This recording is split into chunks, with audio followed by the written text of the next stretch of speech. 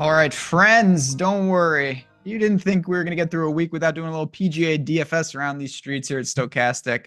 It may not be the Masters. It may not even be the Sony Open, but it is the American Express. You know what? There's a lot of money to be made. We're going to go through it. We're going to talk about what we got going on, get into some lineup construction, give you some hot takes, and have some fun on this lovely Wednesday afternoon. I'm Ben Rasa. Eric Lindquist is here despite travel and garage doors and internet and Wi-Fi. There's nothing that could keep you from talking about a three-course rotation in the middle of January. Sir, hello. How was the Hello, game? hello. I Oh saw my you were gosh. taking in Oh the my finer gosh, things in life, buddy. buddy. That I've been to a lot of like NBA playoff games, and the last 4 minutes of that Phoenix Sacramento game was like as good and as loud as I've ever heard a place. It got berserk. And once you saw Kevin Durant start to like act engaged a little bit, and then they made the sub in for Eric Gordon just to get shooting out on the floor, it just went bananas. 23-2 run. I've never seen anything like it. But It's yeah, crazy. Jordan Klein was at the Clippers game as well. Glad to get the 4.5 covered for me over there. 6.5 for people jumping in late. Beautiful times to be alive. But also, what the hell is this field at the American Express? It's good. It's very good. It's very good. And we're going to talk about some of the big names are here. Obviously, it's an awkward format, but when we see every year, thank God, not every week, that would be a big problem. Let's get into it, friends. I see we got all the Yep. regulars in chat. Let's have some fun here. Let's go backwards before we go forwards. The Sony. I'm not gonna, Oh God. actually, we both declared, I believe, that we wouldn't be living if what happened. I needed Benyon or Keegan to win, and we got a Grayson 40-footer, a missed 4-footer. Shouldn't have even got to a playoff, to be honest. It was a tough one, even though it was a good week. It should have been a great week. It hurts, man. I'm not gonna lie, it hurts. Yeah, it hurt a lot. And I mean, I had some PGA DFS lineups that did really, really well. Yeah, Thank you were God DraftKings. sweating. I was sweating. I ended up, I think, fifth in that in the $10.18 max. I could go back and double check what it was. I think I won $800 or something on it. But like, it was I had on and I had Bradley, and losing both of them and the placement points that a first would have gotten definitely cost me some coin, both in that, the $3 and elsewhere. So it was still a good week. It's hard to like go out of my way to complain when you have profitable PGA DFS weeks because most of them aren't. But damn it, I ended up on pre-flop because of you.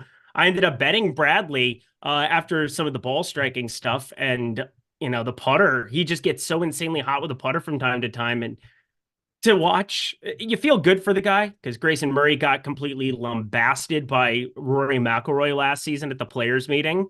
Nice for him to get a W. Nice for him to have the story that he had about getting sober, but like everything else is awful about it. Yeah, it hurt. It just hurt. You know what? Good news so far, short little season.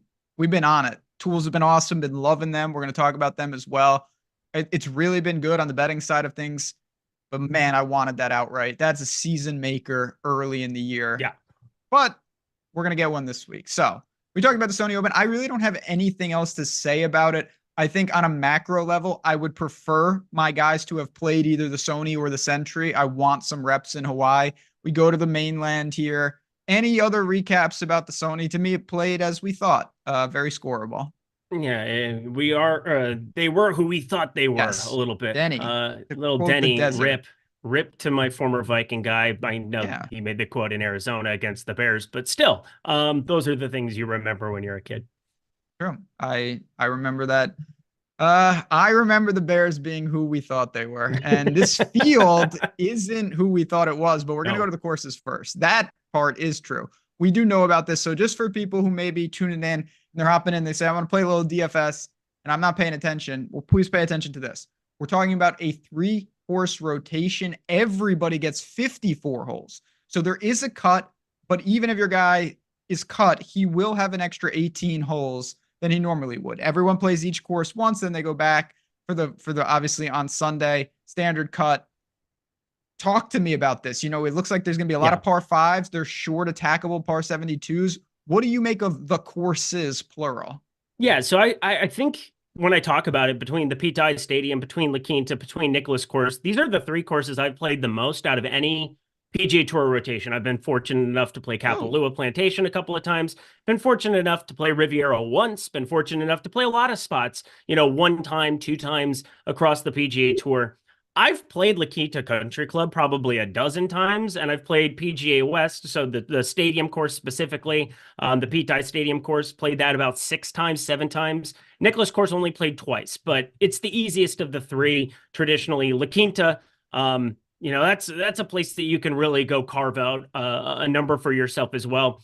You do have some very gettable spots. I mean, they're playing golf in a snow globe. I mean, I just drove by La Quinta. It's going to be, though, the snow globe, just in terms of like sitting there and not being shaken, it's going to be perfect weather. It is going to be outrageously low scoring. You want guys who make gobs and gobs of birdies, because the winner of this thing could push 30 under. We've seen that. We've seen that in recent, the 27 unders. It's you got to take advantage of the par 5s. You need to make your putts. I don't really look at it as too drastic of a change, in the sense that all the courses to me are the same mentality. Maybe you disagree, but like you have to score. It's not like survive here and do this. For Showdown, I think it's a little more nuanced, but my general thoughts: birdie or better, par 5 scoring, putting would be nice. And you got to go attack it. Yeah, and you have identical grass types for the 3. I think that's the other thing too, where you're not seeing this massive difference between green types, green structures from course to course to course. Sometimes you might get different rough types, or you might get something that one golf course has a certain grass variant. They're identical across the board. So I think that helps out, just kind of being able to know that there's going to be some type of consistency with short game if guys get it going. Absolutely. But let's not bury the lead, because this field is loaded. Yeah. A top tier that is a real top tier. Now, the depth of it, I think you can poke holes in it. We're going to as we work down. But Scotty Scheffler, Xander Schauffele, Patrick Cantlay, and then Sanjay is also north of 10K. I mean, yes, Rory's not here and some of the others are missing, but for what's left of the PGA Tour, that's about as strong as you're going to get. Talk to me about your thoughts on these elite priced golfers. I want to get your thoughts, because I've been hearing a lot of chatter. Scotty Scheffler can't putt. Scotty Scheffler is the worst putter. I feel like it's gotten to the point where now I kind of want to play Scotty Scheffler when it comes to the flip. Like, this feels like a spot where we might get him a lot lower owned than you might expect. And maybe, correct me if I'm wrong, I'm looking at ownership across a couple of different spots. I feel as though whatever it is for some of the smaller dollar stuff, it's not going to be there, because everybody has the same narrative. They point to, he has putted terrible. There were times at Kapalua it didn't look good, but like, these are the kind of surfaces that he can just ball strike it around, make a bunch of 5-6 footers, shoot 27 under himself and say, come catch me, I'm the best player in the world. And, obviously, if it were a more difficult golf course, this is a spot where obviously you would like Scotty Scheffler exponentially more, but like, feel like the hate on the putter has gotten overblown, because they're just neglecting he's better at everything else than everyone else. So the thing that, just to add to that, and again, you never want to bank on this when you play a guy of that caliber. You're saying I expect this guy to be there and to win. But as we saw last week, even with early season PGA, someone random can win. Your win equity is dispersed amongst your lineup. And that means that Scotty Scheffler and his basically automatic ability to give you a top 5, top 7, top 8 finish is even more important, because if he comes in 6th and Cantlay wins, obviously you wanted Cantlay over Scheffler unless you're double dipping. But if insert Scott Stallings wins, well, now Scotty Scheffler in his 6th or 4th is not a bad thing. In fact, it might be incredibly useful, because I think we both are saying, even if he doesn't bring the A game, his top 5 equity is so much stronger than everyone else in the field. Yeah, and I think the huge distinction between wanting to play him here and when I was against playing him at Kapalua is like, everybody got the benefit of ball striking being the easiest thing ever off the tee, got the advantage of everything being pretty easy tee to green. there are still some demanding shots, especially on the stadium course. You're going to get a couple of shots coming down the stretch 17, obviously, where you just got to hit a golf shot. You got to nut up and shut up, as my old high school coach used to say. It's just like, you got to go hit a golf shot, have fun, make a swing. And like, I feel like if people are just going to hit eject on Scotty Scheffler in these kind of circumstances where there's actually some shots that have to be hit down the stretch, you have Scotty coming from behind on you, or you have Scotty front running. I feel pretty good about being overweight to him based on like, it could be single digit ownership or mid-teens ownership in small dollar stuff, especially, or not small dollar. I bet it'll be higher on there, but in small field stuff, Scotty Scheffler feels like an elite play this week. So when we work down though, let me ask you this, because there's going to be ample opportunities to have interesting lineup construction. Are you looking to play Scotty Scheffler over Xander, over Cantlay, over Sungjae, or with some of them as a potential double dip north of 10K? See, I don't know if I really want to double dip north of 10K. Obviously, we've seen a lot of 6K golfers work out, but we say it all the time. It's hard to know who they're going to be. If there's somebody you have a lean on, like if you think Maverick McNeely, who's the best putter in this field over his last 50 rounds, if you think Maverick McNeely is going to pop at 6,900, he used to be my boy. I'm not going to be playing him this week, but like there is an opportunity to be overweight to them instantly. You also have to know that other people aren't playing him. And so there's, giving up that 7K spot, it's going to be 10, 20% owned that has much better top 10 equity. For me, that's always kind of the push and pull of discussing that range, but I'm probably not going to double. But for me, I think Patrick Cantlay, Xander Schauffele, are you considering the double dip up top? I mean, I'm considering it, but I think it's going to be more. It's hard to double dip with Scheffler. I know it seems like it's all the same, but it's honestly not to me. I'd be more apt to double dip like Cantlay, Im, and go a little more balanced. But the tricky thing about this, and I want to open it up to the rest of the top tier, you've got Tom Kim and JT and Day, Minwoo Lee, your boy Sam Burns. Like these are legitimate players. Now, maybe you don't start with them. I think you can, but they're probably easier attachments to Scheffler. Who in the nines, particularly the upper nines, are you looking maybe to either lead a lineup or be your second man in?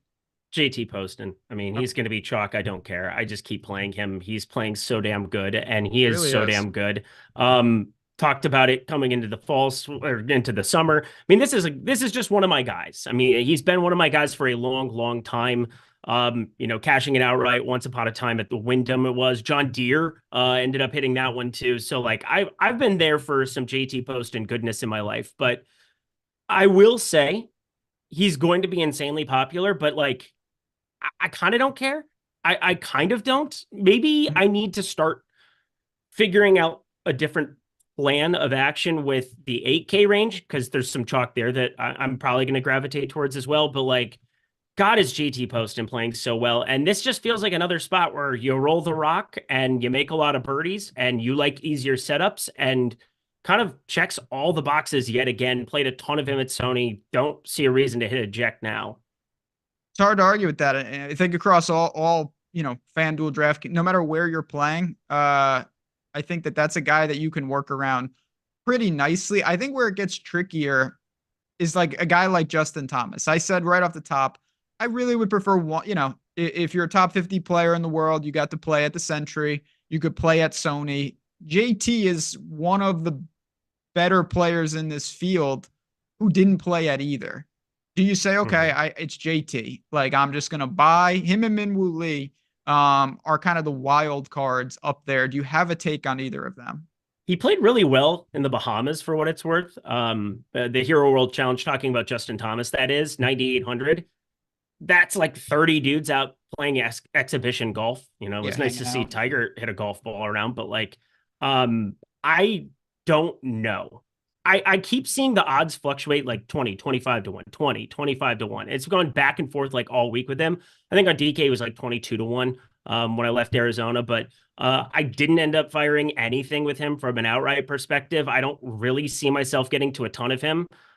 Maybe he flips it. It would be awesome to see him flip it, but last year was a major colossal disappointment, and I think it's hard for me to justify playing him until we see any type of form on the PGA Tour, as opposed to like, I'm pretty sure Patrick Cantley, with his course history here, is going to hit the ground running. I know that's $1,000 more, but Min Woo Lee has been in just elite international form here lately, so $300 less for him. Weird to say this, but I prefer Min Woo Lee here in this spot. I don't know. Just feels like JT, maybe the putter flips. We get the putter to flip. Maybe there's some hope there, but there's just been enough stuff that's been scattered there. We know he'll be a good chipper around the greens. And, if it's not playing incredibly difficult tee to green like we expect, maybe there's a case to be made, but I'm not going to be probably clicking on him this week. Yeah, I think, ownership will tell the tale of that as well. And we'll get some updates to that between now and lock, of course. I think on all the sites, though, he's about priced, correlated for everyone. He's on the fringe of the top 5 most expensive. He's kind of in a dead range, so I do think that's interesting. And you've got 2 guys right below him that talent-wise, okay, maybe not. But you mentioned JT Poston playing unbelievable golf. And then I want to ask you about a guy. I mean, this guy is unbelievable. Eric Cole is not in the top tier, but he is the most consistent golf. I mean, he's 17 straight made cuts, I believe. I know we're about to bounce to the mid tier in just a second, but I'm gonna make an exception and just kind of include him in this top tier. He is someone that is so consistent. I have a hard time paying $1,000 more unless there's a significant ownership discount. He lost 1.8 strokes gained around the green. The best part of his golf game traditionally, is around the green and putter. I can't believe how good he is. Eric Cole has been awesome. This is another one of my guys. As soon as you saw him play at the Honda, kind of went neck and neck down the stretch there. I think, was it Chris Kirk that ended up beating him out in that playoff? I think it was, but not that it matters here. It's all a blur. Yeah, it's all a blur. Then he goes to his home course there at Bay Hill and misses the cut the next week when I'm way over again. But such is life. He's played so good in these kind of style events. And I think, like a 34-year-old grinder, somebody who's just finding their way on the PGA Tour now, kind of like him in shootouts. That's what you're used to over on the Korn Ferry Tour. That's what you're used to on mini tour golf. You're not out there playing in major championships, trying to grind par on as many holes as possible. These are the kind of spots where I want to play him. The RSM, 3rd there, Fortinet, 4th there, 3rd at the Shriners Children's Open. I mean, he is going to get iron hot from time to time. And that's overall the best skill set he has, is he'll gain tee to green, all with the approach. I mean, his off the tee game isn't anything noticeable. It's actually just going to be negative probably as long as he lives. But God, is he incredible around the green and with an iron. So Eric Cole, again, I will find other ways to be different if he ends up being chalk as well. Him and Poston, there's just no way that I don't click on them a bunch and just find deviations in other places. And you can do that this week. You absolutely can as we move to the mid-range. The second, we had a couple questions. Jay Miz was saying, what's the weather looking like? Did you guys touch on that? Not really, only because I don't think it's going to be a big factor at all. I don't know if you've seen anything, but to me, I think it's going to be prime scoring conditions, and I'm not doing much with the weather. Yeah. So one thing you can do, and this is something I've done in the past when, I'm able to live bet quite a bit. I do just pay attention to which course, who is playing where, and knowing that you might be able to get a long shot. A lot of it is baked in. It's not like books don't know that, hey, there are 3 different courses in this rotation, and this guy is playing the easiest of the 3 today. Yep. Maybe we shouldn't have his odds set as though he's playing the stadium. But what you can do is, because the stadium course is very gettable, especially if you're a top tier player, you can get depreciated numbers because they tend to be the guys who play it Saturday and Sunday back to back. They want to kind of have your featured guys playing that golf course back to back days. And I do think it's a little bit of an advantage to play the same track back to back days, keep the momentum, have the exact same kind of feels and shots. Because from the tee, when you just think about it as a golfer, you play the exact same hole from the tee box every single time. The thing that changes, the variable, is always the pin location. And so you want to keep in mind that it's a huge advantage for guys to be playing the same track back to back. And it's the one that generally gets the biggest ding of the 3. No doubt about it. I think there are some micro edges and things like that. But for overall, I'm not overhauling a portfolio or doing really anything in that regard. With the weather, let's go to the mid-tier, but I do want to quickly say, we talked about Eric Cole a lot. He's been on a lot of people's betting cards, and I get it. I totally get it. There's no better time to tell you. It's been on the screen the whole time. That's how important it is. BetMGM. I mean, golf is such a good betting sport. If you're able to make some wagers, Odd Chopper. We have an Odd Chopper golf channel. I know we're not doing a ton of content over there right now, but we're definitely going to rev it up as the season goes. And regardless, BetMGM is doing something that honestly, you're going to see it all over the place because it's worth noticing for this, because it's probably because of the Super Bowl. That's why it's 158. They're doing the bet and get. And what does the bet and get mean? It means you bet and you get. You bet $5 as a new user. They're giving you 158 in bonus bets, 50, 50, and 58. You're going to be able to change your bankroll with that. Maybe you take some shots that you might normally not do. Maybe you say, I'll be conservative. I'm going to grind it up. Whatever you do with it, it is bonus money, and it's an opportunity. So if you are looking to add a new book, if you are saying my state legalized and I want to take advantage of the best promos, that's one to take advantage of. The link is in the description. Take a couple minutes out of your day, get $158. You got to be 21 or older if you have a gambling problem. Call 1-800-GAMBLER. Now, 8K range. We already talked about Eric Cole. Chris Kirk's playing really good golf. Shane Lowry, Siwoo, Cam Davis, Bhatia, Taylor Montgomery, and then Daniel Berger, who could have his own show with the mystery that is. Talk to me about the eights. It's not a crowded range. It's an interesting range, though. It's an interesting range. So first off, I like Cam Davis this week. I'll buy the dip. T52, T30, nothing noticeable over in Hawaii. But like, why are we hitting eject on a guy who still made the cut in both, got more reps than most of the guys in this field? And these are the kind of tracks you want to play him. You want to play him in Birdie Fest. So I am so blown away. I'm looking at 5-7% in some places. We'll see where everything lands here as we kind of update everything on our end. But like, my dear God, I cannot believe the Cam Davis slaughter, because like, if he just hadn't played for the first two events of the year, I think people would want to click on him and be like, oh, he's so good in Birdie Fest. Again, do not let two tournaments be the say-all and end-all, especially when the skill set fits what you're looking for on a given week.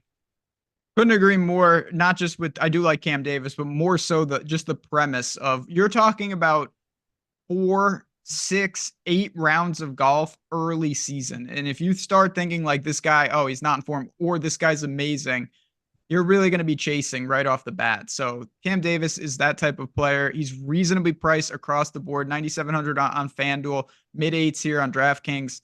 I have no problem with that. And it's a different skill set. You know, he's going to outscore his placement points. He's going to take apart the par fives. That's kind of what he does. And right below him is more of that technical golfer with Bhatia, Taylor Montgomery, who struck it well, ironically, Putnam, who's been playing some really good golf. He came in 10th at Sony. Those guys are not going to blow you away off the tee, but do you think they can be effective as well?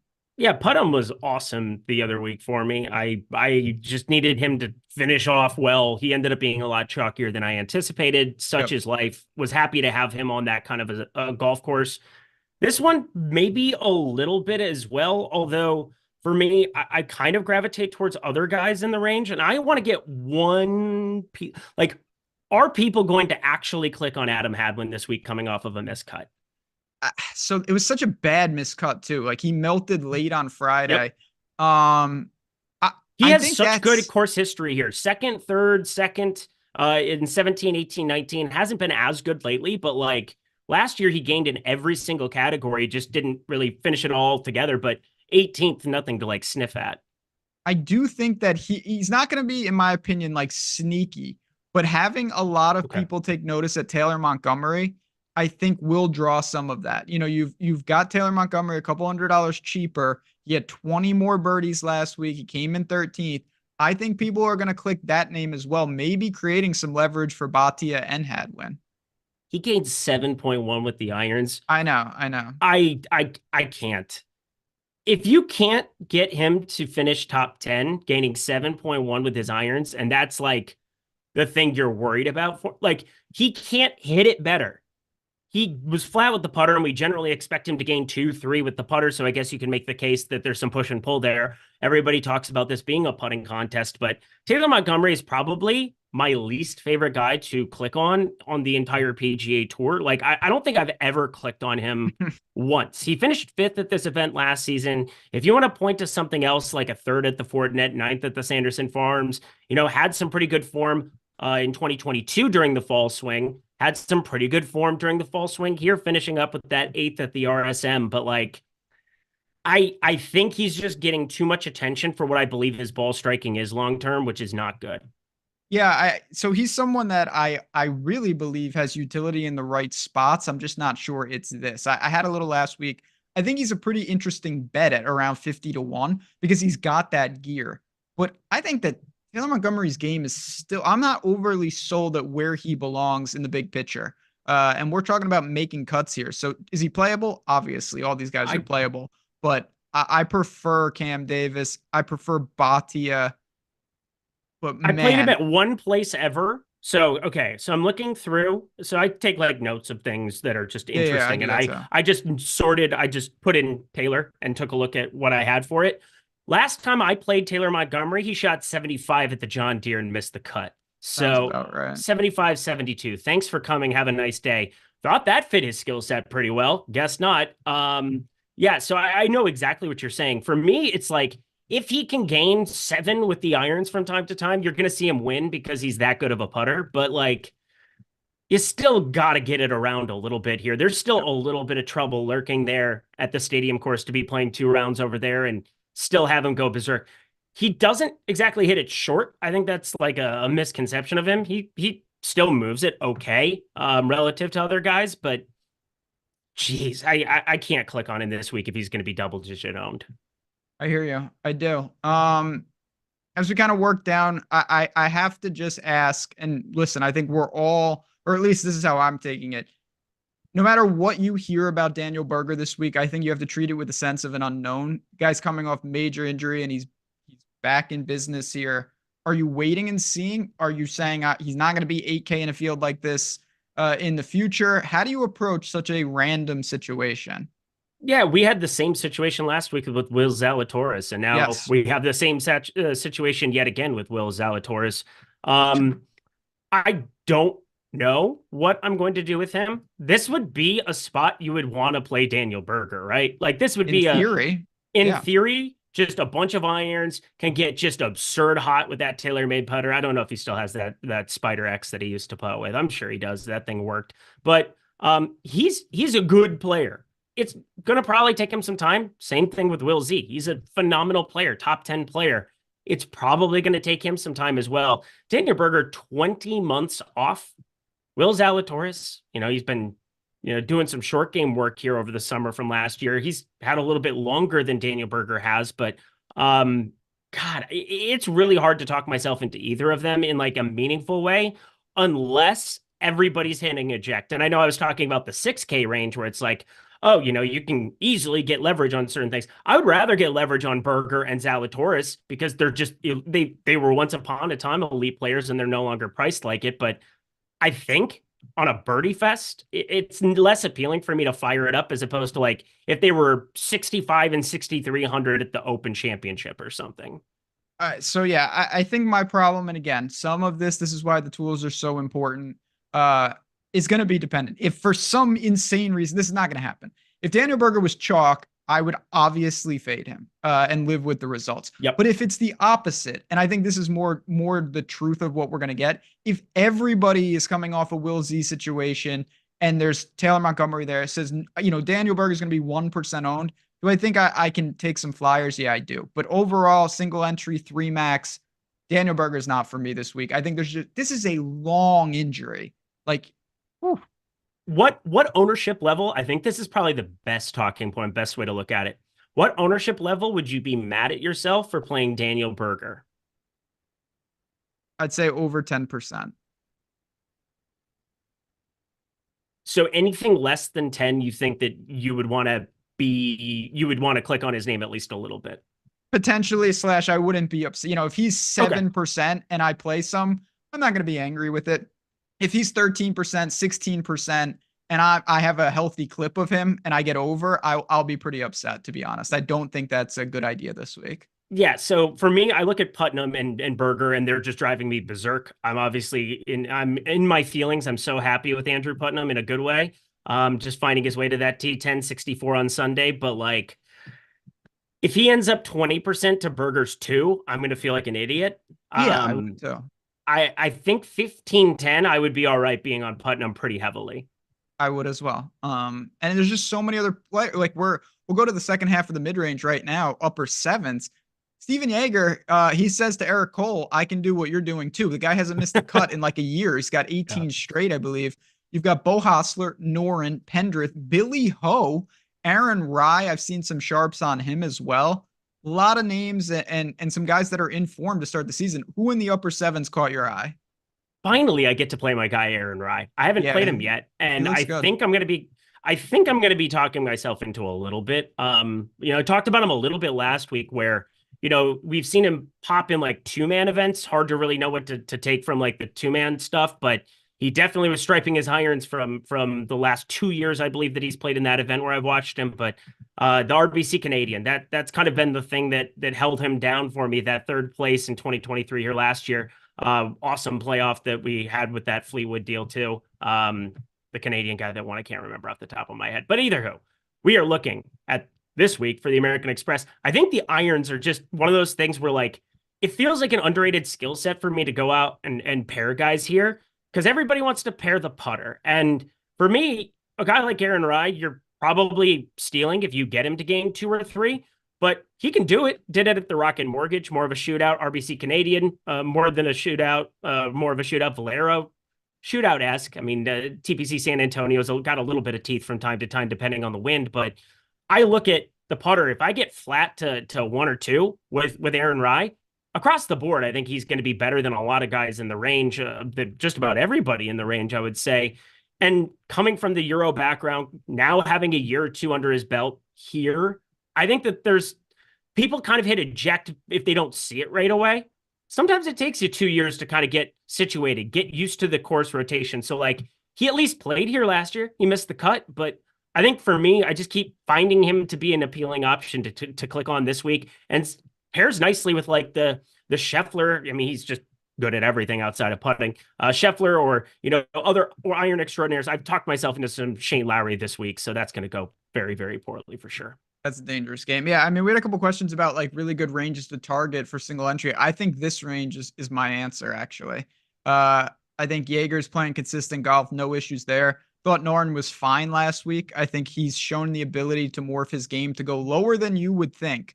Taylor Pendrith got his year started with a 10th at Sony. Doesn't mean it's automatic, but he looked good. Billy Ho, obviously you talked about his struggles, and he had some, but he's starting to round into form. He was 18th at Sony. And then you mentioned Rye, who is just a talent. There's no doubt in my mind. And then Shank is actually right below him, who was another guy that played some reps at the Century, 7,600. I'm going to make teams that have like 4 of these guys, and then like Scheffler, insert random, Finau, Burns, Ricky, some Poston, types like that, and call it a day. Yeah, I love this. I have a lot of these guys. Upper sevens, low seven, mid sevens. So Bo Hostler, everybody knows I have a Bo Hostler problem. The irons are the weak point of him, so he's going to fit some different variations of teams. Southern California guy himself, though, even though he went to UT, I played a lot of golf against him. It did not go well for me. So Bo Hostler, definitely one of my guys that I have to have like that mandatory ownership, because if he wins and I don't have him, I will be in shambles. That's always a good reason to play somebody in DFS. But I want to ask you about Ryo. I don't even know how to say his last name. Hisetsuni? Is that how you say it? The Japanese guy? Yeah, he's so. I always say, if you've watched these shows for a while now, my kind of my company line with guys like this is I tend to be late, and I'm okay with that. Like I don't know who this is. I've seen him play a little bit. Obviously, he's got some talent. He won the Kazoo Open. If you win the Kazoo Open, we know you know what you're doing. But he did play at Sony, and he came in 30th, and he's obviously got something working. I'd say his price is fair. But okay. Go ahead. It feels like he's going to have no ownership coming in on him, is what I'm getting at. And for me, there are 2 things that have happened. Okay. We only have 2 events with him with stroke gain data. He's played in 4 PGA Tour, official PGA Tour events. He's made the cut in all 4. So shout out to him for that. You're the GOAT. But Sony Open last week, gained 7 with a putter and only finished 30th. You know how hard that is for a PGA Tour player to hit the ball that badly and only finish 30th, gaining 7 and gaining 0.3 around the green? Ridiculous stuff. But You go back to that Barbasol before, he gained 5.6 strokes gained tee to green and lost 6.3 at the putter.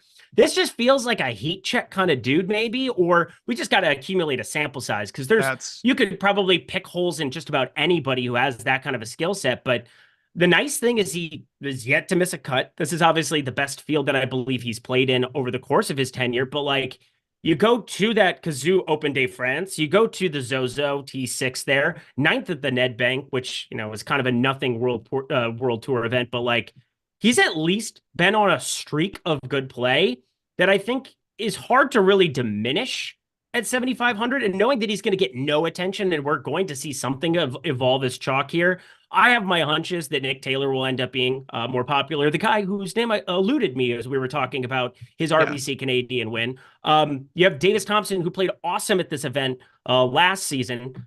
I don't know if lightning strikes twice, but played decent enough in the fall swing to maybe justify getting some clicks. But if he pushes 10%, it's like, I might embrace some unknown there with some chalkier lineups, like my JT Poston, Eric Cole, and blank type lineups.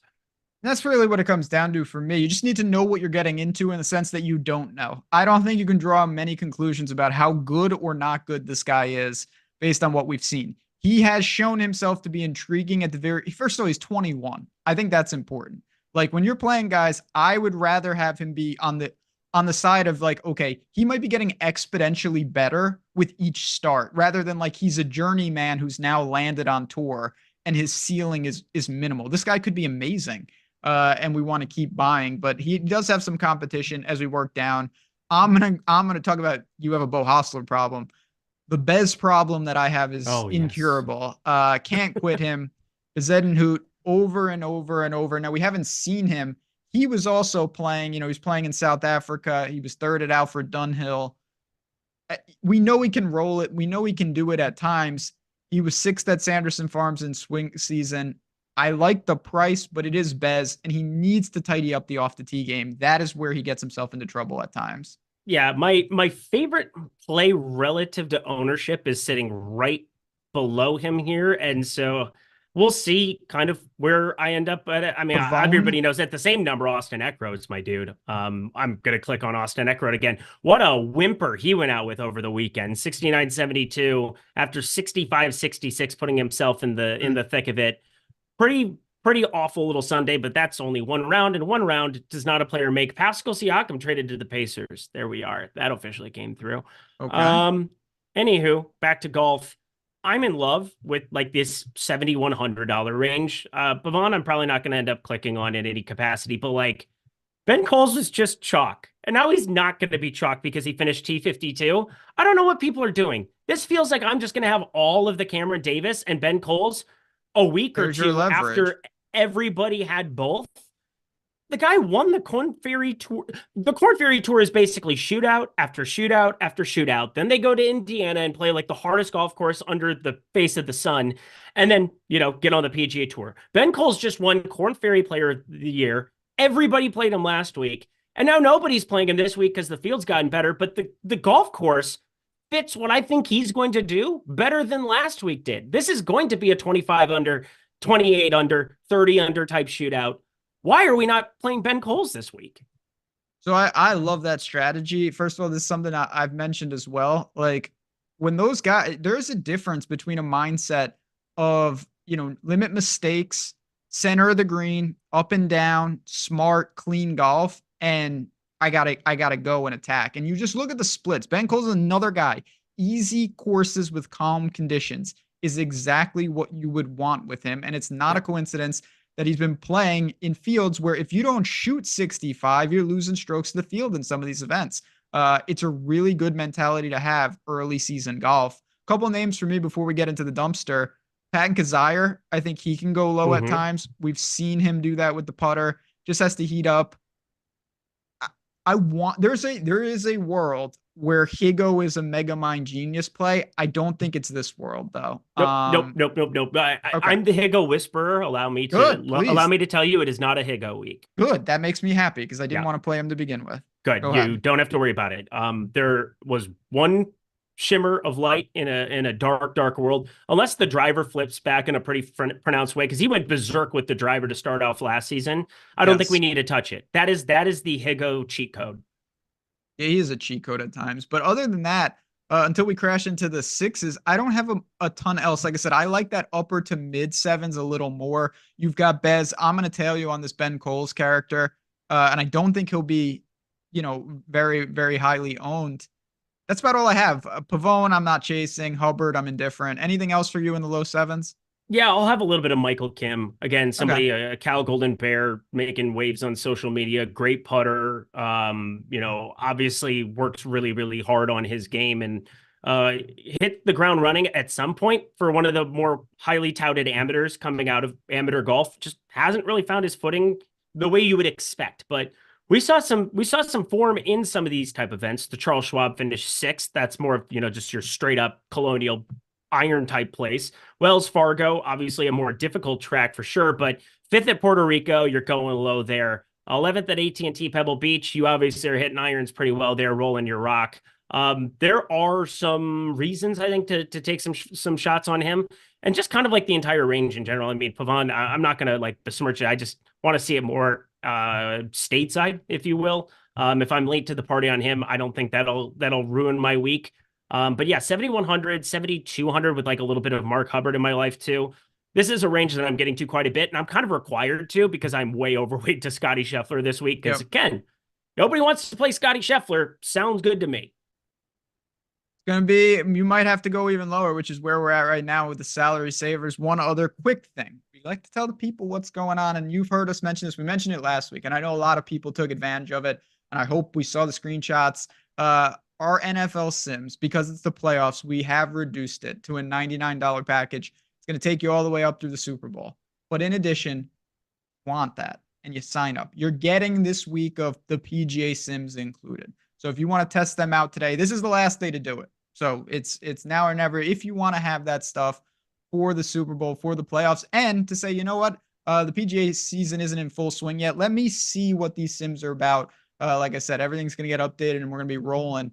I was pretty happy with it last week. Again, it's just one test. If you win, it seems great. If you lose, it seems terrible. That's just kind of the nature of things. It's about the process. And there's no doubt in my mind that the process is sound with these. We've seen it. So use that code DRIVE. The link is below. Save yourself some money if you're going to do it. Last day today. So we just want to make sure you're aware of that. Now, talk to me about the sixes. How low can we go? We got some real minions down here.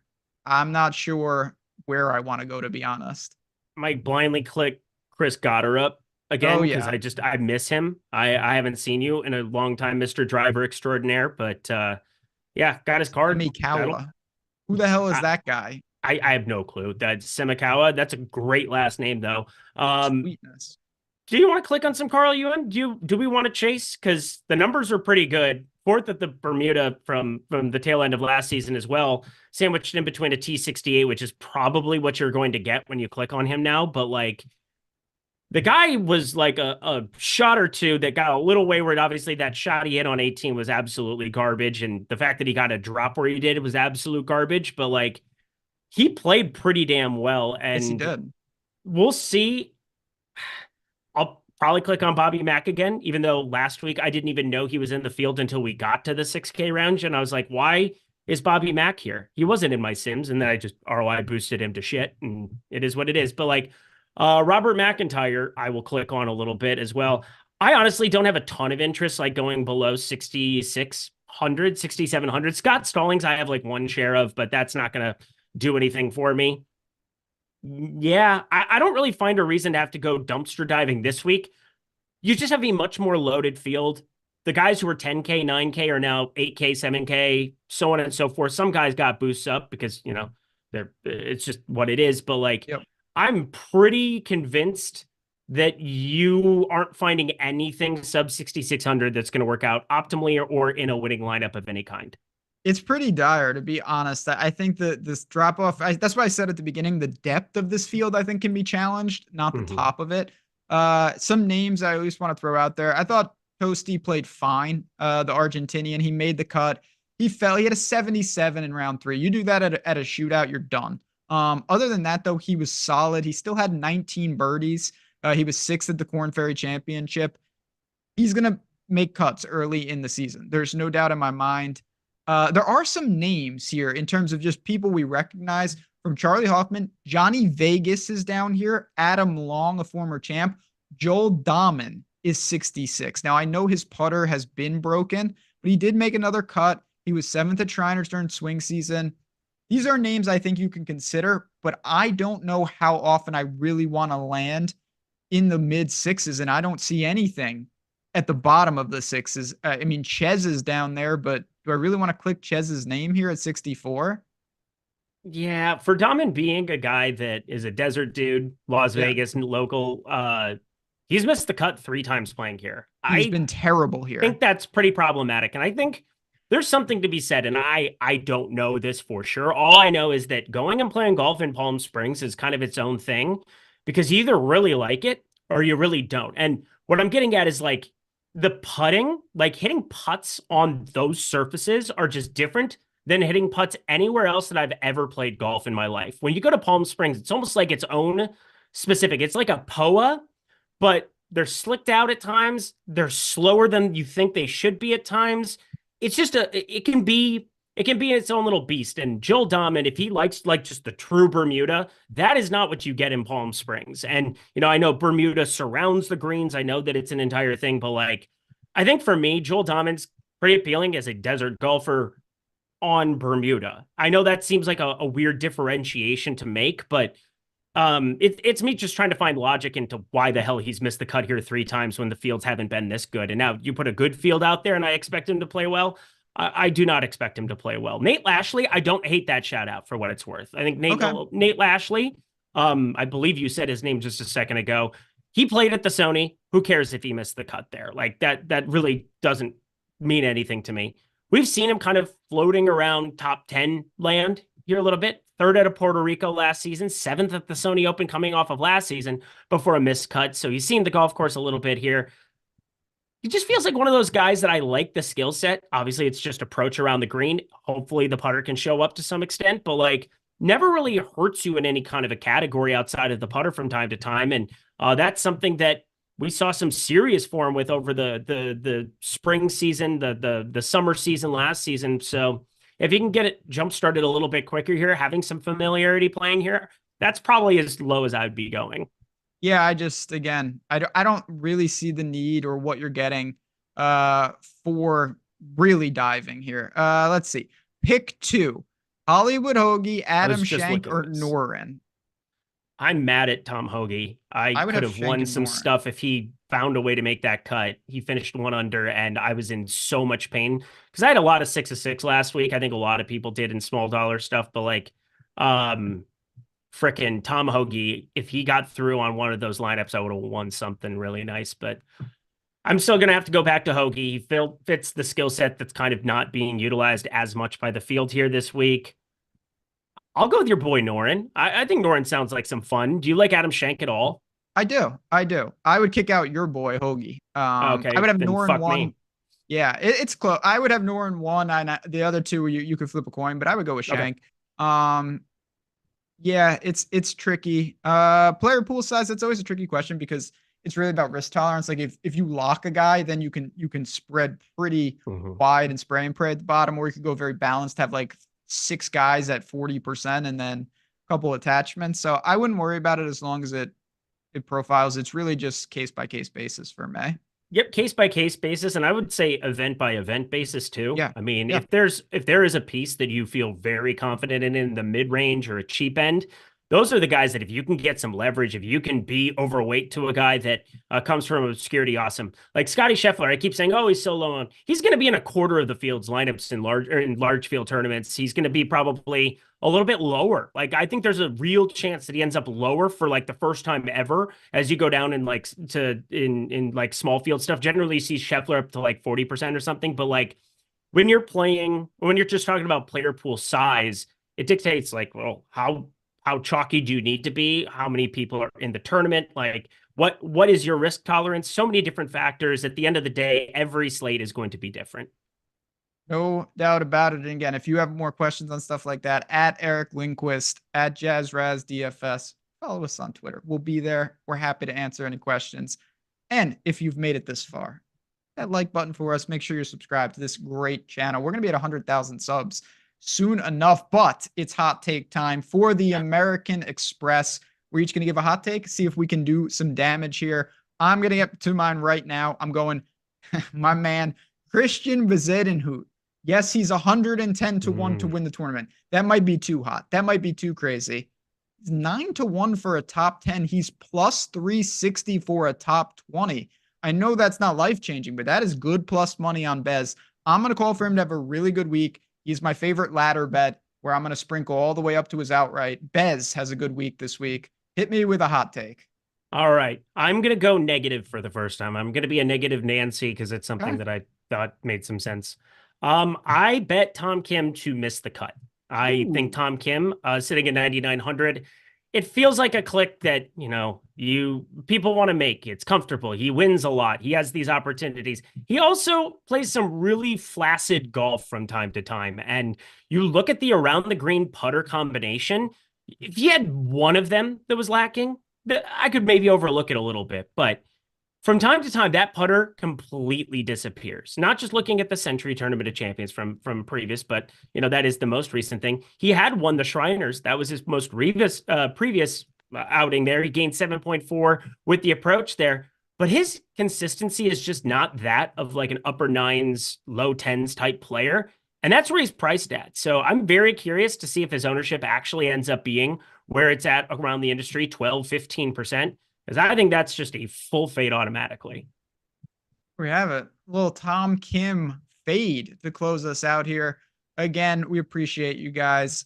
Make sure you take advantage of everything. Whether you're betting, head over to OddsShopper, playing some DFS right here at Stochastic, everything in between. But for me, for Eric, and of course, for the man who's been hanging out with me for the past couple hours, Jordan Klein, making the show go. We appreciate you guys. Some big tournaments ahead. I know NFL is still king right now, but golf is not going anywhere, and we're not going anywhere. So we're going to bounce out of here. Good luck. Enjoy the tournament, and come back next week. Let's recap, and hopefully share some big-time screenshots. Until then, guys, enjoy. Talk to you soon.